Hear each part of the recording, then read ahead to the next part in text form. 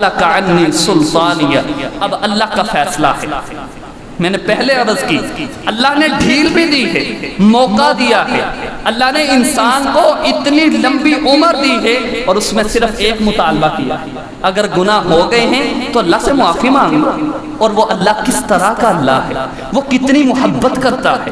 اللہ کہتے ہیں سورہ فرقان کے اندر کہ میرے بندے اگر دنیا میں رہتے ہوئے تو مجھ سے معافی مانگ لے گا، سچے دل سے معافی مانگ لے گا اور اللہ کے اوپر ایمان لے آئے گا، اللہ کہتے ہیں میں تیری برائیوں کو نیکیوں میں تبدیل کر دوں گا، صرف معاف نہیں کروں گا۔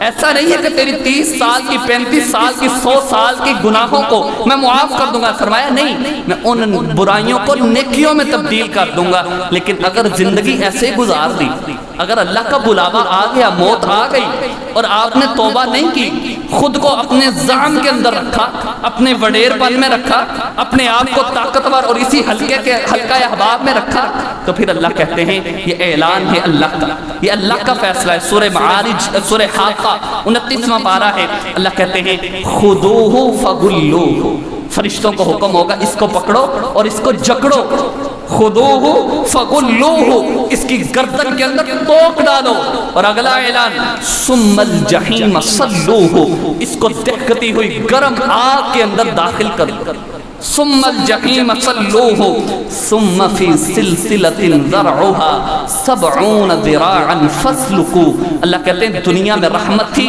آج میرا غصہ بڑا سخت ہے، اللہ کہیں گے ثم فی سلسلۃ ذرعها 70 ذراعا فاسلکوہ، اس کو پکڑو اور 70 ہاتھ لمبی لوہے کی سلاخوں کے اندر جکڑ کر کے جہنم میں داخل کرو۔ پیارے بھائیوں، یہ اللہ کی طرف سے ملی ہوئی فرصت، اس کو غنیمت جانے، یہ اللہ کی طرف سے ملا ہوا موقع، اس کو غنیمت جانے۔ یہ اگر اللہ نے تمہیں طاقت، مال، پیسہ اور تمہیں شہرت دی ہے تو خدا را اس کا غلط استعمال نہ کرے۔ وہ اللہ جب چاہیں تمہیں پکڑ سکتے ہیں، وہ اللہ جب چاہیں تمہاری کسی بھی قوت کو ختم کر دے۔ اللہ کی قسم اس اللہ سے کوئی پوچھنے والا نہیں ہے۔ وہ اللہ جب چاہے انسان کو چوری کرتے ہوئے مفلوج کر دے، وہ اللہ کر سکتا ہے کہ نہیں کر سکتا؟ وہ اللہ کر سکتے ہیں، اللہ طاقتور ہیں، جبار ہیں، قہار ہیں، لیکن وہ اللہ ہے، وہ مہلت دیتے ہیں، وہ اللہ انسان سے محبت کرتے ہیں۔